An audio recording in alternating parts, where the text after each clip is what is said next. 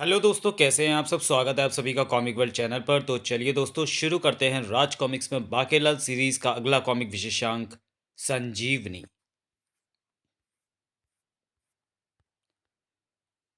संजीवनी। महाराज, प्यास के मारे बुरा हाल हो रहा है, किंतु यहाँ कोई कुआं, नदी या झरना दिखाई नहीं पड़ रहा जिसके शीतल जल से हम अपनी प्यास बुझा सके। धीरज रखो बाकेलाल, वैसे भूल हमारी ही है।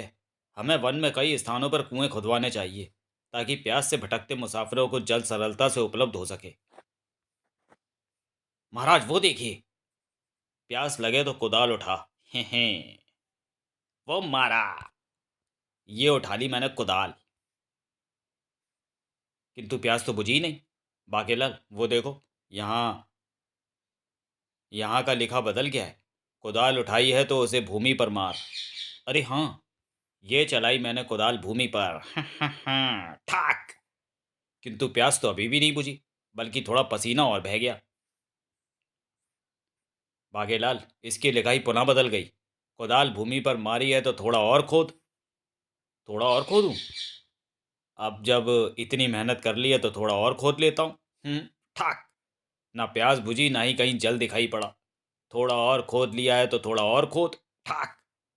चलो, ये लिखावट कहती है तो थोड़ा और खोद देता हूँ। बाके, इस पर लिखा है थोड़ा और खोद। अब बाहर आ जा। बाकीलाल, ये लिखावट कह रही है कि अब बाहर आ जा। थोड़ा थोड़ा खोदते हुए मैंने कुआं ही खोद डाला है। अरे वाह, आखिर जल मिल ही गया। बाकेलाल, जल लेकर कुएं से बाहर आओ। पहले मैं अपनी प्यास बुझा लूं। किंतु महाराज, अब मैं कुएं से बाहर कैसे निकलूंगा? इस पर लिखा है कि 3 बार ये मंत्र बोलो। मन्नू भाई, घोड़ी चली तिगड़ तिगड़ तिगड़। जैसे ही बाकेलाल ने वह मंत्र पढ़ा, कौन हो तुम? मैं मेहनत का फल हूँ। मेरा नाम है फली। तूने श्रम किया है, कुआं खोदा जिससे राहगीरों की प्यास बुझ सकेगी। अब मैं तेरी एक इच्छा पूर्ण करूंगी। बता, तुझे क्या चाहिए? मुझे मुझे चाहिए कुएं के बाहर खड़े राजा विक्रम सिंह की मृत्यु। तू बाहर तो जा। दूसरे पर बाकेलाल कुएं के बाहर था। अरे, ये हड्डियां और खोपड़ी किसकी हैं? कंकाल की सेहत देखकर तो ये मुझे मोटे विक्रम सिंह ही लग रहा है, और ये तो शेर की गुर्राटों की स्वर है। कर चप चप चबड़ चबड़। चप्पा चप्पा जबड़ा चले। हैं। चबड़ चबड़ चबड़ीला। कर वाह, मजा आ गया। हाँ हाँ। ओह, वो शेर मोटे को खा गया। शेर मोटे को खा गया। बाकेलाल उठो। अभी तो तुम वन में गए भी नहीं और तुम्हें सपने में शेर भी दिखने लगे। वन में कुएं खोदने के स्थलों का चयन करने नहीं जाना क्या? महाराज शीघ्र ही कुएं का उद्घाटन स्वयं करना चाहते हैं। ओ, तो क्या प्रातः हो गई? बाकेलाल झटपट तैयार होकर निकल पड़ा। काश मेरा सपना सच होता तो इस समय मोटे की अर्थी बन रही होती। बाकेलाल जी, मेरे विचार में तो इस पगडंडी के निकट ही कुआं खोदना चाहिए, जिससे कि राहगीरों की प्यास बुझ सके। नहीं, यह स्थान उपयुक्त नहीं है। कुएं का उद्घाटन स्वयं महाराज ने करना है। स्थान ऐसा हो जहां कम से कम सिंहों के पंजों के चिन्ह तो अवश्य दिखाई पड़ रहे हैं। प्यास लगी है तो कुआं यहाँ खोदो। और अरे, ये तो ठीक वैसा ही स्थान है जैसा मैंने सपने में देखा था। चक्रपाणी, यहाँ पर खुदाई करवाओ। अरे, यहाँ तो लिखा भी है। शायद यहाँ पर जल भू सतह के निकट ही है। चलो, यहाँ खुदाई आरंभ करो। क्या पता कुएं की खुदाई से प्रसन्न होकर फली यहाँ भी प्रकट हो जाए और मेरा सपना सच हो जाए। चक्रपाणी, तुम यहाँ कुएं की खुदाई करवाओ, तब तक मैं आसपास के क्षेत्र का निरीक्षण करके लौटता हूँ। जो आज्ञा बाकेलाल जी। देख लूँ वो सिंह कहाँ है जो सपने में महाराज को बिना ढकार मारे ही हजम कर गया था। अरे, वो रहा। कर दे दाता के नाम। हैं, कर। जैसे ही कोई मुझे बीमार या भिखारी समझकर भीख में कुछ मांस मांस वास डालने मेरे निकट आएगा, मैं उसे चट कर जाऊंगा। बांके बेटा, कुआं बिल्कुल सही स्थान पर खुदवाया तूने। अरे बाप रे, ये बाण किसने चलाया? ये तो सिंह को जा लगा। खचाक। ये बाण किसने मारा? मरी हुई दाढ़। और वन के बैठ जा और बन के बैठ जा रोगी। हुड़प्पा दी की होगा। ये तो मर गया। किसने चलाया ये बाण? मैंने। मेरा नाम शिकार सिंह है। मैं अजीत नगर का रहने वाला हूँ। वहाँ राजा अजीत सिंह का राज चलता है। किंतु तुमने एक निरपराध जीव की हत्या क्यों की? मैंने केवल यही एक सिंह थोड़े ही मारा है। क्या मतलब? मतलब ये कि अजीत नगर के राजा अजीत सिंह खच्चड़ ने यह घोषणा की है कि जो कोई भी सर्वाधिक शिकार मार कर लाएगा वो उसे अपने राज्य का 10वां हिस्सा पुरस्कार स्वरूप देगा। इन सभी जीवों को भी मैंने मारा है। मैं इस पुरस्कार को प्राप्त करने और अधिक से अधिक शिकार करने का इरादा लिए वन का चप्पा चप्पा छान रहा हूं। ओह, एक और शिकार? राज्य का 10वां हिस्सा? फिर तो ये पुरस्कार मुझे ही मिलना चाहिए। किंतु अधिकाधिक शिकार के चक्कर में कहीं मैं ही किसी हिंसक जीव का शिकार न बन जाऊं। लो, मृत शिकारों को ले जाने के लिए बैलगाड़ियां भी आ गईं। ओह, क्यों ना इनमें से एक को मार डालूं। शेष 3 भैंसे ही भाग खड़े होंगे और तब इन सभी मृत जीवों पर केवल मेरा अधिकार हो जाएगा। किंतु इससे पूर्व कि बाकेलाल तलवार का प्रहार उनमें से किसी पर करता। ये क्या? ये सब तो जीवित हो गए। पकड़ लो इसे। मुझे? मुझे किस लिए पकड़ रहे हो? ये तो मैं बताता हूँ। वास्तव में मैं अजीत नगर का गुप्तचर हूँ और ये मेरे साथी। गुप्तचर? तो फिर तुम विशालगढ़ की सीमा के अंदर क्या कर रहे हो? उस चमत्कारी व्यक्ति की खोज जिसके कारण पशु पक्षी व मानव जीवित हो उठते हैं। इसलिए मैंने जंगल के इतने सारे जीवों को मार कर डाल रखा था और अभी अभी उस चमत्कारी व्यक्ति को भी हमने खोज लिया है। कौन है वो? तुम। तुमने अभी अभी न जाने क्या किया कि सभी पशु पक्षी जीवित होकर भाग गए। मैं वो व्यक्ति नहीं हूं। शायद तुम्हारी तलवार में ही वो अद्भुत शक्ति है। यदि यह सत्य है तो फिर बताओ कि तुमने तलवार क्यों निकाली थी। वो मैं तो। हाँ, मुझे मालूम है। तुम्हारे पास मेरे प्रश्न का कोई उत्तर नहीं है। हमें मालूम है। तुम हमारे शत्रुओं के लिए काम करते हो, उनकी सेनाओं को जीवित कर देते हो, जिससे हमें बार बार पराजय का मुंह देखना पड़ता है। इसलिए ही हमारे राजा ने ऐसी योजना बनाई थी। किंतु अब तुम ये कार हमारे लिए करोगे। सड़ाक! तुम मूर्ख हो जो ऐसा समझ रहे हो। मैं वह चमत्कारी व्यक्ति नहीं हूं। वो तो जब 2 डंडे पड़ेंगे तो सत्य स्वयं ही तुम्हारी जुबान पर आ जाएगा। क्या? 2 डंडे भी मारोगे? विशालगढ़ की सीमा में आकर गुप्तचरी करने के आरोप में मैं तुम्हें दंड भी दिलवा सकता हूँ। अब हम विशालगढ़ की सीमा से निकलकर अजीत नगर में प्रवेश कर चुके हैं। थाड़ थाड़ थाड़! जब तक तुम ये स्वीकार न कर लो कि तुम ही वो चमत्कारी व्यक्ति हो, तुम्हें दंड भुगतना होगा। मैं वो व्यक्ति नहीं हूं। शायद कोड़ों की मार सच तुम्हारी जीवा पर ले आए। सड़ाक सड़ाक! सच ये है कि मैं तो वन में कुआं खुदवा रहा था। सत्य जाहिर न करके कुआं तो तुम अपने लिए ही खोद रहे हो। टंक! शायद मधुमक्खियों के डंक खाकर तुम सच्चाई उजागर कर दो। अब भी सोच लो, मेरे पास ऐसी कोई चमत्कारी शक्ति नहीं है। शायद बिच्छू का डंक खाकर तुम्हारी अकल ठिकाने आ जाए। बिच्छू! ऐसा डंक मारूंगा कि 7 जन्म तक नाचता रहेगा। ठहरो। मैं स्वीकार करता हूं कि मैं ही वो चमत्कारी व्यक्ति हूं। वो तो मुझे पहले ही पता था, किंतु तेरी स्वीकृति भी आवश्यक थी। खोल दो इसे।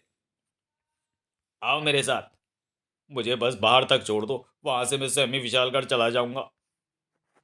अरे, ये तो मुझे कहाँ ले आए। ये हमारे वो सैनिक हैं जो युद्ध में शहीद हो गए। अब तुम इन्हें भी वैसे ही जीवित कर दो जैसे हमारे शत्रु राज्य विकास नगर के सैनिकों को जीवित करते हो।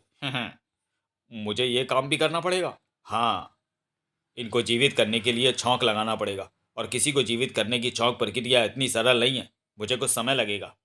समय की चिंता मत करो। तो फिर मुझे कुछ वस्तुएं मंगा दो। अदब सिंह को सामान की सूची बनाकर दे दो। अदरक, जीरा, गाय का शुद्ध दूध, घी, हरा धनिया, सूखा धनिया, हींग, लाल कुटी मिर्च, लौंग, छोटी इलायची, मोटी इलायची, दालचीनी और तेंदूपत्ता। ये तुम दाल को तड़का लगाने का सामान मंगवा रहे हो या मानवों को जीवित करने का?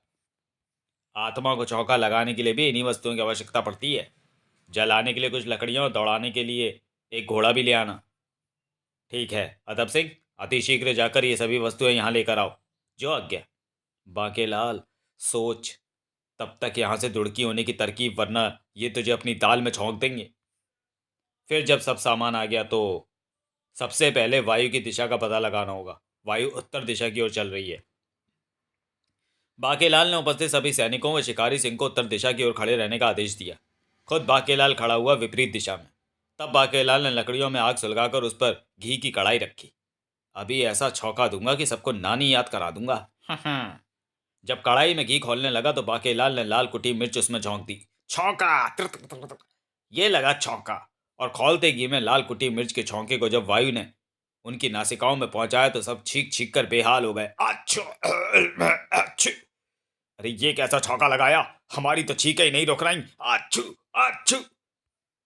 ये छौका जब यहाँ रख के तुम्हारे सैनिकों के मुर्दों की नासिकाओं में घुसेगा तो वे भी ऐसे ही चीखते हुए उठ खड़े होंगे। आच्छू। मगर वन में वन्य प्राणियों की मृत्यु देह को तो तुमने बिना छौके ही जीवित कर दिया था। हाँ, क्योंकि पशु पक्षियों, मानवों और कीड़ों मकोड़ों को जीवित करने की छौक प्रक्रियाएं भिन्न भिन्न हैं। अरे ये तो घोड़े की टापों के स्वर है। तिकट तिकट तिकट। हाँ, मृत आत्माओं को नियंत्रित करने के लिए मैंने अश्व को दौड़ाया, तिकट तिकट तिकट। किंतु उस पर तो तुम तो नहीं बैठे हो ना। अरे तुम उत्तर क्यों नहीं दे रहे हो? ये कमबख्त आंखें भी तो मिर्ची की जलन के मारे नहीं खोल रही। अच्छू अच्छू।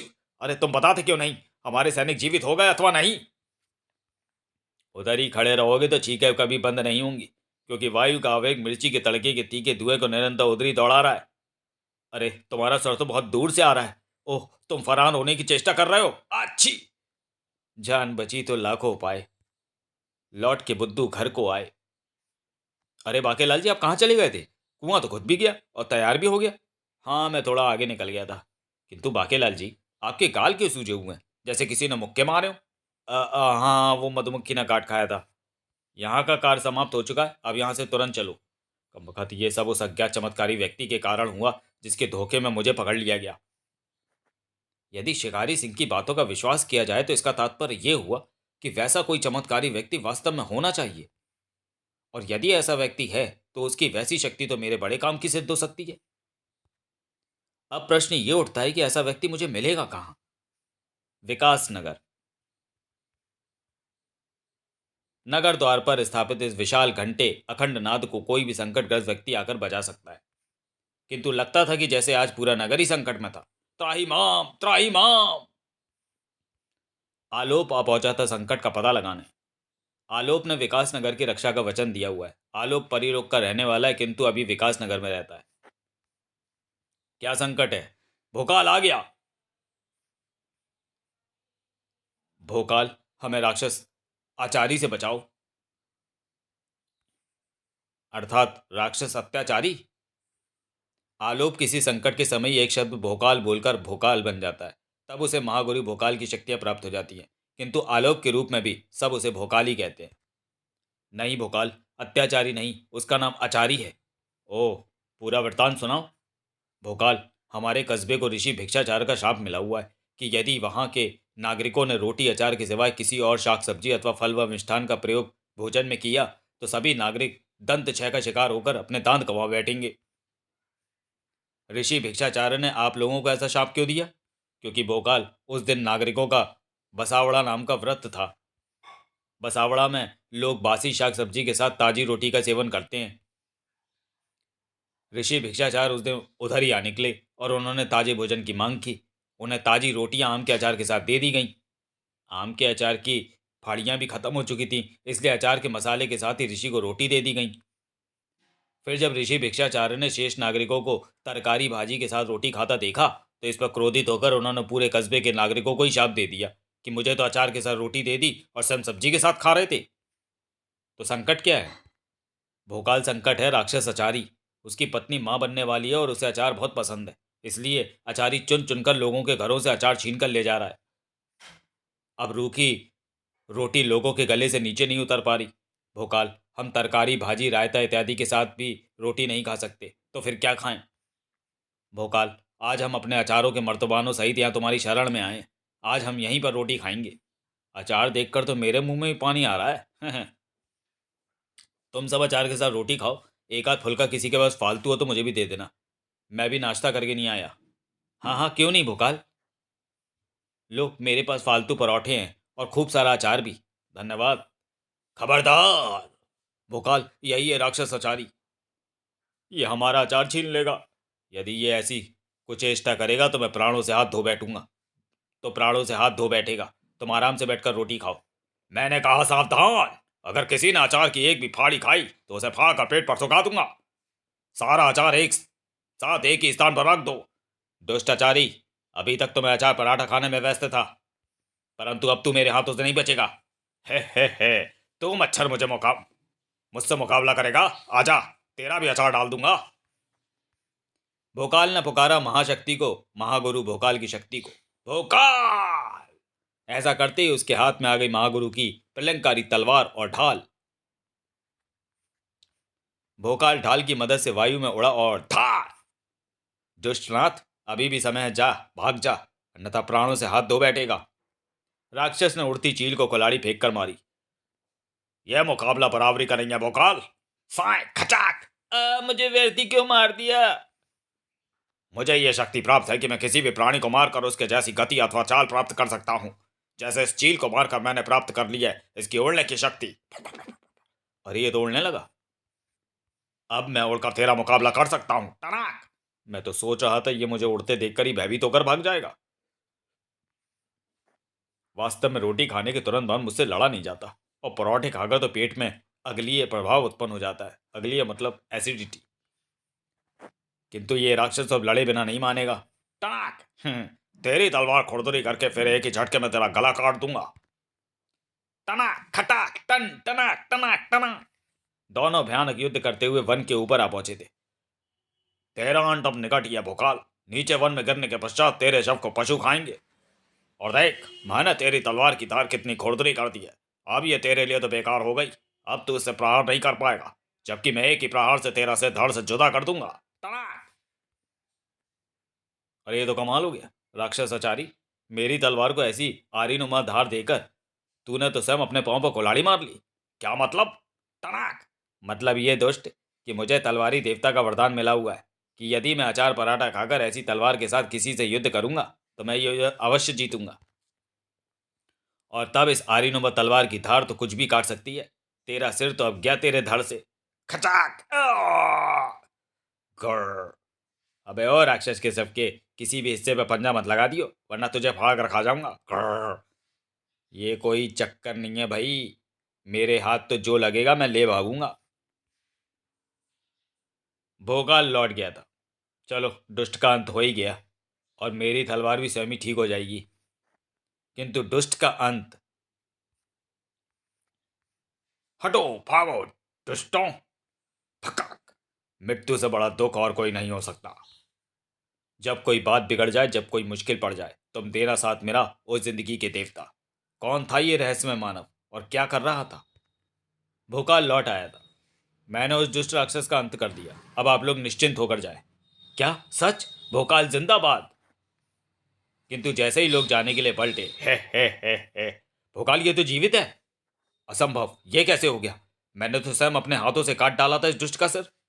हे। तो चलो दोबारा काट देता हूं। खचाक। अब तो यह मर ही गया है, इसका शव यहीं पर गड्ढा करके दफना दो ताकि ये दुष्ट कहीं फिर से जीवित ना हो जाए। बाकेलाल तब राक्षस आचार्य की मृत्यु, उसके पुनर्जीवित होने और पुनः मृत्यु का समाचार पहुंच चुका था। ये तो कुछ वैसा ही चमत्कार है। इसका अर्थ यह हुआ कि वह जो कोई भी है इस समय विकासनगर के निकटवर्ती क्षेत्रों में सक्रिय है, संपूर्ण तैयारी के साथ। बाकेलाल ने विकासनगर के वन की ओर कूच किया। चल बेटा बाकेलाल, शुरू हो जा। पशुओं का वध करना आरंभ कर। इन्हें जीवित करने अवश्य आएगा वो चमत्कारी व्यक्ति। ओह, वो रहा खरगोश, अर्थात मेरा पहला शिकार। खुचर खुचर। अरे बाप रे, ये तो कोई शिकारी लगता है। बाकी ने उस खरगोश को अपने बाण के निशाने पर लिया ही था कि बचाओ। अरे ये तो किसी स्त्री के करुण पुकार है। ये तो कोई ऋषि कन्या है। बचाओ, कोई है वन में इस संकट का युवती की मदद करने वाला। ओ आप कृपया मेरी मदद कीजिए। किंतु तुम पर तो कोई संकट मंड रहा है, दिखाई नहीं पड़ रहा। संकट है? अरे कहाँ गया वो कमबख्त? हाँ वो रहा, वो देखो, अभी दिखेगा। मुझे तो उधर कुछ दिखाई नहीं पड़ रहा। अभी दिखेगा, वो वही है। बचाओ कृपया, मुझे उससे बचाओ। अरे पर संकट दिखे तो सही। अभी दिखेगा, वो लंगड़ाकर चलता है, वो उधर ही है। कमाल है, इतनी देर से तो देखा नहीं। इतनी देर में तो तुम भागकर नगर में भी पहुंच जाती। वो आ गया, देखो वो आ गया। गड़, कहां गई वो छोकरी? आज नहीं छोड़ूंगा। अरे बाप रे, ये तो सिंह है। इससे पहले कि ये पास आ जाए मैं बाहर छोड़कर इसको ठिकाने लगा दूं। साय खचाक। गड़, मार डाला। ओ आप कितने वीर एवं परोपकारी हैं। तुमने सही पहचाना। किंतु यदि ये सिंह आपके बाण के एक ही प्रहार में नहीं मरता तो आप क्या करते? मैं तो घोड़े पर बैठा ही था, घोड़े को ऐंठ लगा तो और क्या करता। किंतु एक बात समझ में नहीं आई, इस सिंह का तो एक पांव ही नहीं है। ये तो ठीक से चल भी नहीं पा रहा था। फिर इससे तुम्हें क्या खतरा था? कोई भी नहीं। क्या मतलब? तो फिर तुम बचाओ बचाओ के चिल्ला रही थी। ये तो मेरा रोज का काम है। रोज का काम? क्या मतलब? वास्तव में मुझे प्रेम करने का बहुत शौक है। मैं चाहती हूँ किसी बांके सजीले गठीले एवं सुंदर नौजवान से मुझे प्रेम हो जाए। किंतु प्रेम ऐसे ही तो नहीं होता, उसके लिए उस नौजवान की और मेरी प्रभावकारी मुलाकात होना भी तो आवश्यक है। इसलिए मैं रोज इस शेर की मान के आगे से निकलती थी। मुझे पता था कि शेर लंगड़ा है और मुझसे तेज नहीं भाग सकता। मैं चाहती थी कि जो नौजवान आकर मुझे शेर से बचाएगा, मैं उसी से प्रेम करूंगी। और वो नौजवान आप हैं। क्या? अंततः आज मेरी मेहनत सफल हो ही गई। मुझे मेरा प्रियतम मिल ही गया। किंतु ये तो इस बेचारे से एक बार जुल्म हो गया। ये तो खामखा ही मारा गया और इसकी हत्या का पाप मुझे ही लगेगा। मुझे प्रायश्चित करना होगा और उसके लिए मैं आजीवन कुंवारा रहूंगा। अरे नहीं, आपको कुंवारा रहने की कोई आवश्यकता नहीं। आप कुंवारे रहेंगे तो मैं विवाह किससे करूंगी? आपको सिंह के लिए व्यर्थ की चिंतित होने की आवश्यकता नहीं है। वो देखो। उसको शब मैंने ही तो बनाया, उसको क्या देखूं? अरे वो छोकरी कहाँ गई? शायद चली गई। अरे वो शेर जीवित कैसे हो गया? मेरे पिताश्री की कृपा से। तुम्हारे पिताश्री की कृपा से? क्या मतलब? मेरा भाग्य खराब है। चलो मैं भी चलता हूँ, आज फिर केचुए मारकर उन्हीं का भोजन करना पड़ेगा। मैं संजीवन ऋषि की पुत्री सोहनी हूँ। मेरे पिताश्री बहुत ही दयालु इंसान है। वो किसी की भी मृत्यु नहीं देख सकते हैं। जहां भी शव पड़ा देखते हैं, संजीवनी मंत्र पढ़कर उस शव को जीवित कर देते हैं। क्या? ऋषि संजीवन का परिचय पाकर बांकेलाल मनी मन उछल पड़ा। बेटा बांकेलाल, ये तो वही चमत्कारी व्यक्ति है जिसकी खोज में तू भटक रहा है। किंतु तुम्हारे पिताश्री ऋषि संजीवन कहीं दिखाई तो नहीं पड़ रहे। फिर उन्होंने सिंह को जीवित कैसे कर दिया? वो तो अपना कार्य करके चले भी गए, वो देखो। ओ बेटा बाके, ऋषि तक पहुंचकर उसकी कृपा प्राप्त करने के लिए ऋषि की कन्या को अपने पक्ष में बनाए रखना अत्यंत आवश्यक होगा। किंतु मैं तो इसे मना कर चुका हूं। अब तुरंत ही विवाह के लिए हामी भी नहीं भर सकता। थोड़ा सा नाटक करना पड़ेगा। आप क्या सोच रहे हैं प्रीतम? मैं सोच रहा हूं सोनी कि अभी भी मैं तुमसे विवाह नहीं कर सकता। परंतु क्यों? क्योंकि विवाह के पश्चात मैं तुम्हें विधवा बनते हुए नहीं देख सकता। किंतु ऐसा तो तुम्हारी मृत्यु के पश्चात ही होगा। और तुम्हारी और मेरी मृत्यु तो कभी हो ही नहीं सकती। होगी भी तो पिताश्री हमें पुनः जीवित कर देंगे। वो तो हमें जीवित कर देंगे, किंतु उनकी मृत्यु के पश्चात उन्हें कौन जीवित करेगा? क्या मतलब? सोनी, प्रत्येक इंसान की मृत्यु तो होनी ही है। तुम्हारे पिता की मृत्यु के साथ ही उनकी विद्या भी उनके साथ ही राख का ढेर हो जाएगी। और यदि उस समय हम में से किसी की मृत्यु हुई, तब हमें कौन जीवित करेगा? ये तो मैंने सोचा ही नहीं। अब तुम ही बताओ कि मैं क्या करूं। इस समस्या का कोई ना कोई तो हल अवश्य ही होगा। इसका एक ही हल है, और वो ये कि तुम्हारे पिताश्री संजीवनी विद्या मुझे सिखाएं। किंतु वो ऐसा हरगिज नहीं करेंगे। तो फिर मैं भी हरगिज तुमसे विवाह नहीं करूंगा। नहीं, ठहरो। एक उपाय है। वह क्या? मुझे पेटू राक्षस की मदद लेनी होगी। मैं उसे जैसा कहूंगी वो वैसा ही करेगा। दरअसल पेटू राक्षस भी मुझसे विवाह करना चाहता है, किंतु वो मेरी इच्छा के विपरीत मुझसे विवाह करेगा तो जलकर भस्म हो जाएगा। इसलिए वो मेरे उत्तर की प्रतीक्षा कर रहा है। ऋषि कन्या बाकेलाल को साथ लेकर पेटू राक्षस की गुफा की ओर चल पड़ी। पेटू राक्षस के पास चंगापाई नाम की शक्ति है, जिससे कि वो अपने शरीर के आकार को मक्खी के आकार से भी छोटा कर सकता है। जिससे वो मुख या नासिकाओं के रास्ते किसी के भी उदर अर्थात पेट में प्रवेश कर उसे भीतर से पूरी तरह खा जाता है। शीघ्र ही ऋषि कन्या पेटू राक्षस के पास जा पहुंची और, प्रिय पेटू, मैं तुमसे विवाह करने में अब विलंब नहीं करना चाहती हूँ, किंतु इसमें एक अड़चन है। कैसी अड़चन? जल्दी बताओ। फिर ऋषि पर काया प्रवेशाचार, मेरे उदर में अत्यंत पीड़ा हो रही है। ठहरो, मुझे जांच करने दो। पिताश्री पिताश्री, पेटू राक्षस इस ओर तो नहीं आया। पेटू राक्षस? ओ, कहीं वही तो नहीं प्रवेश कर गया मेरे पेट में? उसका तुरंत अंत आवश्यक है। मुझे परकाया प्रवेश की घतैया विधि मालूम है, किंतु राक्षस का वध करने के लिए मैं तुम्हारे उदर में किसे प्रवेश कराऊं? वो देखो, शायद वो कोई लकड़ आ रहा है। आ, आ, ऋषि परकाया प्रवेशाचार्य ने बाकेलाल को सारी स्थिति से अवगत कराने के साथ ही ऋषि संजीवन के पेट में प्रवेश कराने के लिए तैयार कर लिया। तब मेरे गधैया मंत्र ढैचू ढैचू बोलते ही तुम भी सूक्ष्म रूप धरकर ऋषि संजीवन के उदर में प्रवेश कर जाओगे। किंतु ध्यान रहे, पेटू राक्षस का वध करते ही उधर से बाहर तुम अपनी इच्छा से ही आ सकते हो। अन्यथा तुम्हारी काया उधर के भीतर ही दीर्घाकार लेने लगेगी और ऋषि संजीवन का पेट फट सकता है। अब मैं कथैया मंत्र का उच्चारण कर रहा हूं, ढैचू ढैचू ढैचू ढैचू। इसी के साथ बाकेलाल सूक्ष्म रूप में परिवर्तित होकर ऋषि संजीवन के मुख में समा गया। ऋषि के उदर में समाने की योजना सफल हो गई। उधर में पहुंचते ही छोटे बाकेलाल को दिखाई पड़ गया पेटू राक्षस। पेटू राक्षस, दुष्ट, अब तू नहीं बचेगा। अरे बाप रे, यहां भी शत्रु आ पहुंचा। केवल पेट में ही मेरा वध किया जा सकता है। आहोड़ ऋषि कन्या का क्या होगा? वो कुंवारी रह जाएगी। खचाक! तू उसकी चिंता मत कर और आराम से नरक को प्रस्थान कर। ऋषि के पेट की पीड़ा भी तुरंत ठीक हो गई। पीड़ा गायब हो गई। ओ, लगता है बाकेलाल ने पेटू राक्षस का वध कर डाला है। अब उसे बाहर आने को कहो। बाकेलाल पुत्र, बाहर आ जाओ। नहीं, जब तक ऋषि संजीवन मुझे संजीवनी विद्या का ज्ञान नहीं देंगे मैं बाहर नहीं आऊंगा। पुत्र, व्यर्थ वाद विवाद उत्पन्न मत करो। तुम्हारी काया दीर्घाकार रूप लेने लगी होगी, अतः शीघ्र बाहर आने की प्रतीक्षा सॉरी इच्छा करो। संजीवनी विद्या का ज्ञान प्राप्त किए बिना बाहर नहीं आऊंगा। पिताश्री, उसे तुरंत संजीवनी विद्या प्रदान कीजिए। किंतु पुत्री, यदि यह विद्या मैंने किसी अन्य को दी तो मेरी तत्काल मृत्यु हो जाएगी। यदि बाकीलाल के पास संजीवनी विद्या होगी तो वो आपको पुनः जीवित कर लेगा। तो फिर ठीक है, बाकीलाल को 3 बार पौड़ की पड़ैया मंत्र का उच्चारण करना होगा। उसे मेरी काया से संजीवनी विद्या प्राप्त हो जाएगी। पौड़ की पड़ैया मंत्र क्या है? इस मंत्र का उच्चारण केवल मैं ही कर सकता हूँ। उस मंत्र को केवल विद्या ग्रहण करने वाला व्यक्ति ही सुन सकता है। बाकेलाल, मंत्र का उच्चारण करने के लिए तैयार हो जाओ। किंतु ध्यान रखना, जब तुम मुझको जीवित करो तब आसपास कोई दूसरा व्यक्ति नहीं होना चाहिए, अन्यथा उसकी आंखें फूट जाएंगी। मैं तैयार हूँ। चप्पा चप्पा चप्पू चले, चप्पा चप्पा चप्पू चले। औनी पौनी आनिया तेरी, विद्या दूसरों को मिले। हो चप्पा चप्पा चप्पू चले। इतना कहने की देर थी कि ऋषि संजीवन धम्म से भूमि पर गिर पड़े। इनका देहांत हो गया। क्या पिताश्री, आप मुझे छोड़कर चले गए? चलो अच्छा हुआ, वैसे भी आप नहीं जाते तो विवाह के पश्चात मैं तो जाने ही वाली थी अपनी ससुराल। बाकेलाल अपनी इच्छा से तुरंत बाहर आ गया। पुत्र, अब इनको पुनर्जीवित कर दो। किंतु तनिक ठहरो। इस विद्या का प्रयोग होते हुए देखना वर्जित है। देखने वाला नेत्रहीन हो जाता है। हमें जाने दो। आओ पुत्री। मैं भी जाता हूँ, क्योंकि ऋषि संजीवन का क्या भरोसा कि जीवित होते ही धोखे से प्राप्त की गई विद्या में मुझसे वापस छीन लें। चल मेरे घोड़े, टिक टिक। अब मुझे किसी का भय नहीं रहा। किंतु मुझे भी यह विद्या अपने किसी विश्वास पात्र को ही सिखानी होगी, ताकि यदि मैं मोटे की मृत्यु की योजना बनाता हुआ मारा जाऊं तो मेरा वो विश्वास पात्र मुझे जीवित कर ले। किंतु ऐसा इंसान कौन होना चाहिए जिसे मैं ये विद्या सिखाऊं? इधर विकास नगर में शिकार सिंह अन्य कुछ राजाओं के साथ लेकर भोकाल के समक्ष पहुंचा। मेरा विश्वास करो भोकाल, विशालगढ़ के राजा विक्रम सिंह के पास ही वह संजीवनी विद्या है जिससे उसने राक्षसी आचार्य को पुनर्जीवित कर दिया था, ताकि वह विकास नगर में तबाही मचाकर उसे निर्बल बना सके। इस विद्या के बल पर वो मनमानी कर रहा है। उसने एक छिपी सेना का गठन किया है जो उसका नाम सामने आए बिना अपना काम करती है।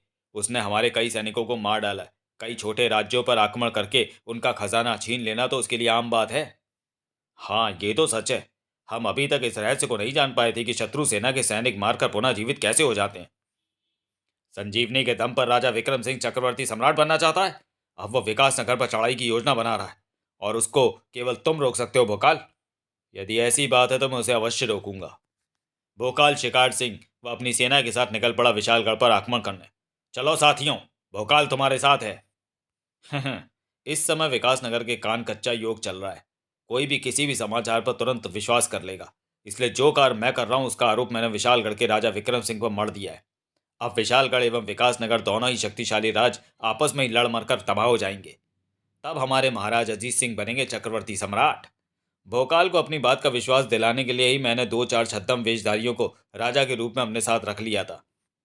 इधर से बाकेलाल भी विशालगढ़ की ओर बढ़ा चला जा रहा था।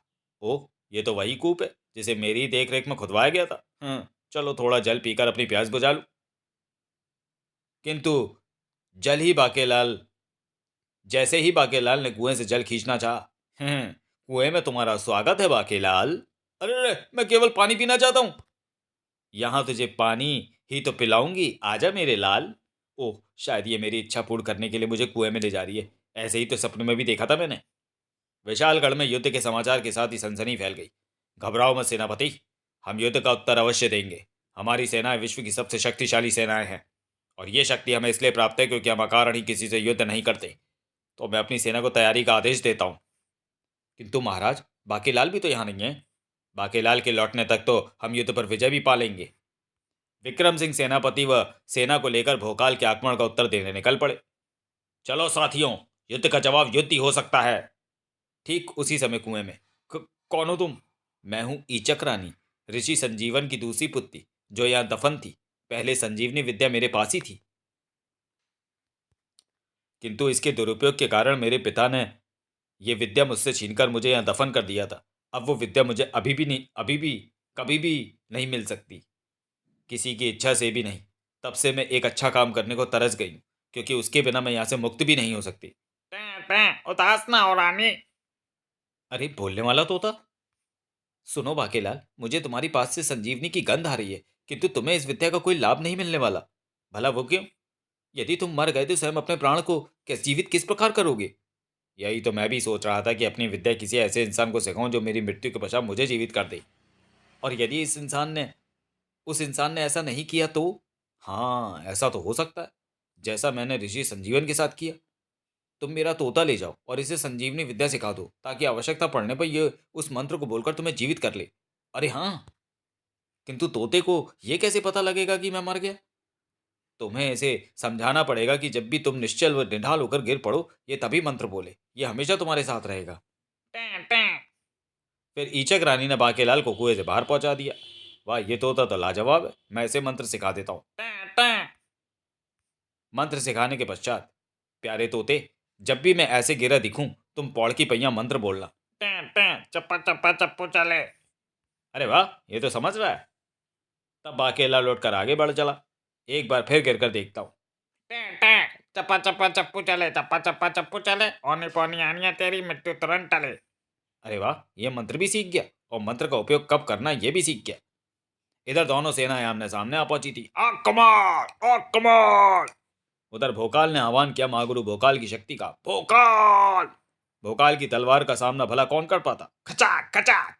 सेनापति व विक्रम सिंह ने उसकी राह रोक ली। भोकाल, अब तुम्हें और कत्लेआम नहीं करने देंगे। मैं भी तुम्हें और कत्लेआम नहीं मचाने दूंगा। यही वह क्षण था जब बाकेलाल भी वहां पहुंचा। अरे, यहाँ क्या हो रहा है? अरे, यहाँ तो भयंकर युद्ध हो रहा है। और तुम हंस क्यों रहे हो? क्योंकि तुम्हारी सारी सेना तो पहले ही हमारे यहाँ तुम्हारी आ चुकी है, और अब तुम दोनों अकेले ही शेष बचे हो। क्या? हम्म, तुम क्यों हंस रहे हो? शायद दुख से ये पागल हो गए हैं। हमें तो ये सोचकर हंसी आ रही है कि तुम्हारी सारी सेना भी हमारे हाथों मारी जा चुकी है, और अब तुम दोनों अकेले ही बचे हो। क्या? टनाक टनाक। और अब तुम दोनों भी नहीं बचोगे। अब करके दिखाओ अपनी सेना को जीवित। सेना को जीवित? ये तुम क्या कह रहे हो भोकाल? एक चमत्कारी शक्ति का दुरुपयोग मैं तुम्हें हरगिज नहीं करने दूंगा। कैसी शक्ति? मेरे पास कोई शक्ति नहीं है। युद्ध जीतने के लिए हमें किसी अन्य चमत्कारी शक्ति की आवश्यकता नहीं। हमारी सेना की दूसरी खेप आती ही होगी, तो मैं नाको चने चबवाने। ठीक है, तब तक मैं प्रतीक्षा करता हूँ।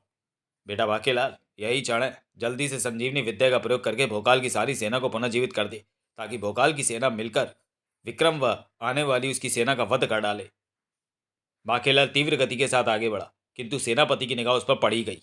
महाराज, वो देखिए बाकेलाल। ये बाकेलाल इस प्रकार रणभूमि की ओर क्यों भागा जा रहा है? सहसा बाकेलाल ठोकर खाकर गिरा। उसका माथा एक पत्थर से टकराया और वो तुरंत मूर्छित हो गया। बाकेलाल को निढाल पा टैटर टैटै तोता जोर जोर से संजीवनी मंत्र बोलने लगा। चप्पा चप्पा चप्पू चले, चप्पा चप्पा चप्पू चले, ओनी पोनी आनिया तेरी मृत्यु तुरंत टले। उसके मंत्र बोलने पर भी जब बाकेलाल नहीं उठा, तो वो बार बार हजारों बार मंत्र बोलता चला गया। किंतु अरे ये क्या, हमारी सेना जीवित हो गई। हमारी भी सेना जीवित हो गई। ये कमाल अवश्य बाकेलाल का है। तोता वही लाया है। जैसे जैसे ये मंत्र बोलता जा रहा है, सैनिक जीवित होते जा रहे हैं। यदि तुम शत्रु होते तो केवल अपनी सेनाओं को जीवित करते, इसमें कोई रहस्य है। हाँ, यदि तुम शत्रु होते तो तुम भी ऐसे ही करते। भोकाल, शिकार सिंह फरार हो रहा है, उसके मन में चोर है। भोकाल ढाल की मदद से उड़ा। खचाक। नहीं, मुझे क्षमा कर दो, रतिनकारी मैं हूं। आप दोनों महाशक्तियों को लगवाकर अपना वध करवाना चाहता था। तब मुझसे मुझे असत्य सूचना देकर बरगलाने वाले शिकार सिंह का तो मैंने वध कर दिया। तभी बाकेलाल होश में आ गया, और हकीकत का पता चलते ही उसने अपना सिर पीट लिया। सत्यानाश होते रहते अटैच तो होते, दोनों की सेनाओं को जीवित कर दिया। किंतु बाकेलाल, तुम्हारे पास ऐसी संजीवनी विद्या कहां से आई? बाकेलाल को अपनी सफाई में उत्तर तो देना ही था। वो महाराज, मुझे जैसे ही इस युद्ध की विपत्ति का पता चला, तो मैं इस युद्ध की होनी को तो नहीं रोक सकता था, किंतु संजीवनी द्वारा इस होनी को अनहोनी बनने के अवश्य रोक सकता था। संजीवनी कुएं में थी। तभी तुम्हारा धन्यवाद बाकेलाल। तुम्हारे हाथों एक परोपकार का कार्य करवाकर मैं कुएं की कैद से मुक्त हो गई। अच्छा बाकेलाल, तुम्हारी सारी संजीवनी विद्या तो सैकड़ों सैनिकों को जीवित करने में ही खर्च हो गई, तो अब टैटे तोता तुम्हारे किसी काम का नहीं रहा, मैं इसे अपने साथ ही ले जा रही हूँ। क्या सत्यानाश!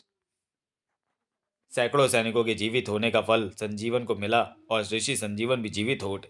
तब मैंने तो कुएं के रूप में मोटे मुच्छड़ के लिए गड्ढा खोदा था और मैं ही उसमें जा गिरा। तब फिर मेरा क्या होगा? तब बाके, तब फिर दे पुच्ची, बेड़ा गर्क। समाप्त।